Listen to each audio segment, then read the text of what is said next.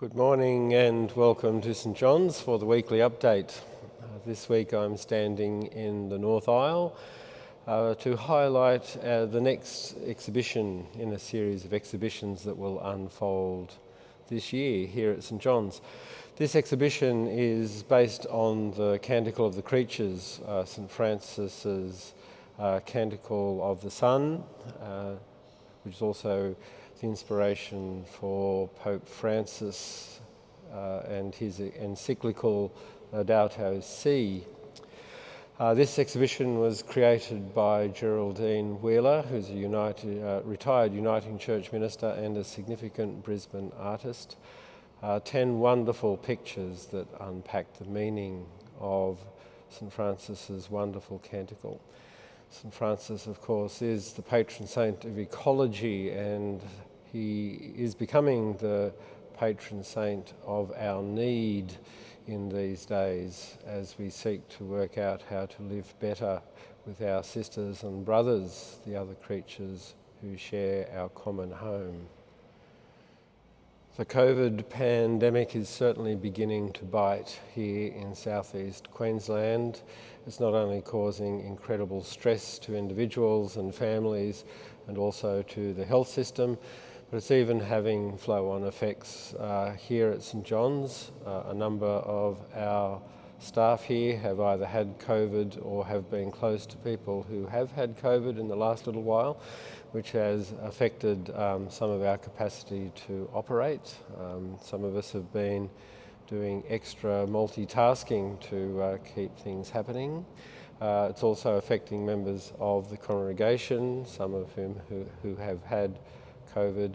And of course, there are those who, for good medical reasons, are choosing to distance themselves and not attend worship at this time.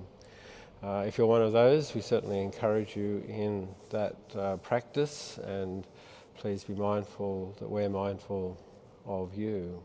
One of the flow-on effects of COVID is that a number of events that were to be hosted here at the Cathedral have been postponed or cancelled. That's only to be expected, of course. It's a disappointment for all those who were part of organising those events. Most of them, we hope, have only been postponed, and we hope that in a few months' time we will be experiencing better days. Because some of the changes through necessity do take place with only a small amount of notice, I do recommend that you check the website before you come to events at the Cathedral, just to make sure there aren't any last-minute changes to what's expected. Some events here at the Cathedral have moved online, so the meditation group, for instance, has moved entirely online. Other groups like Cows continue in person, as does worship. And if you do find yourself needing to isolate, there are plenty of opportunities for you to be involved in our common life. There's coffee on Tuesdays, which began during the pandemic and is always offered on Zoom only. From Sunday of this week coming, we have the Journey group resuming at 4 o'clock on a Sunday afternoon. That's offered by Zoom as well. So there are opportunities to join us if you need to be at a distance. As I mentioned a few moments ago, the Journey resumes on Sunday afternoons until Lent. The Journey provides the opportunity for us to reflect on how the Gospel of the Sunday interacts with our life, so that we reflect on how our life is formed by the Gospel. It provides a wonderful opportunity to be together to enter into that sort of reflection. So if you are interested in doing that on Sunday afternoons from 4 to 5, please join us. Another wonderful opportunity to explore how our faith and life intersects is a wonderful course called Education for Ministry, or Exploring Faith Matters. It's the opportunity to meet with a group of up to 10 people over the course of a full year, for 4 years if one chooses, but each year is a standalone, to meet together with a group of people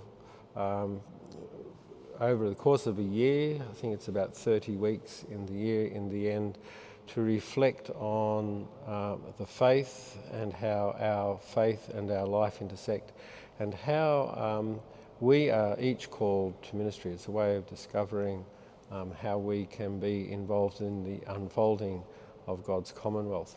It's an amazing opportunity. The materials are first class. The mentors that we have for the cathedral-based group, it's a group based at the cathedral but made up of people from across the city. The mentors we have are absolutely fantastic. That's Gary Harch and Nicholas Werrett, with the support of Bishop Bill Ray.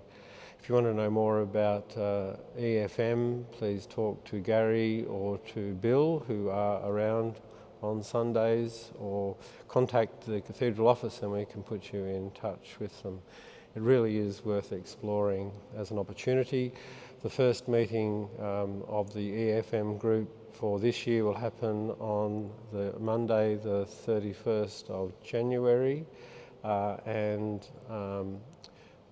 that will be done by Zoom because of the COVID pandemic. And at that meeting, the group will decide on how it wants to meet as the year progresses. So Education for Ministry or Exploring Faith Matters, do check it out. There's some material in monthly notices. There's also some links on the Cathedral website on the What's On page. Also a reminder that part of the Cathedral community is a ministry called Holy Hermits Online. It's its own little sub-community within the Cathedral community. It's a community that does all of its work and offerings online. You'll find that it's got its own dedicated page on the Cathedral website. And that's an opportunity on Sundays and during the week to meet with people from across the world to explore faith and ministry and to join worship. So remember that in these lockdown times, or these quasi-lockdown times, that Holy Hermits is a ministry that we offer here at the Cathedral, and a significant offering to many people across the world. In terms of celebrations this week, we say happy birthday to Brenda Simpson, and we also say congratulations to Angie Mooney, who this Sunday will be commissioned to be a theological formation student here at the Cathedral.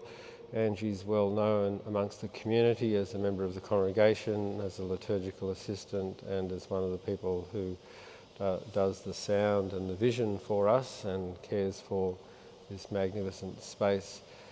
Sunday we will be marking a change in terms of her role and acknowledging the unfolding ministry that she's exercising amongst us and will exercise across the wider church.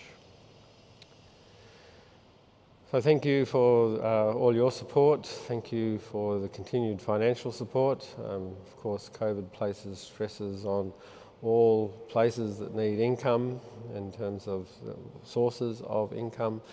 Some of the events that we lose or postpone were events that helped to pay the bills. So thank you for your contribution to sustaining us financially. And as this COVID pandemic unfolds, let us take care of one another, be in touch with one another. Let us be hopeful. It's one of the great Christian ministries, I think, to offer hope even when things look pretty dire. To maintain a hopeful attitude is to persevere in the first instance. And also, please stay connected and stay safe. Peace be with you.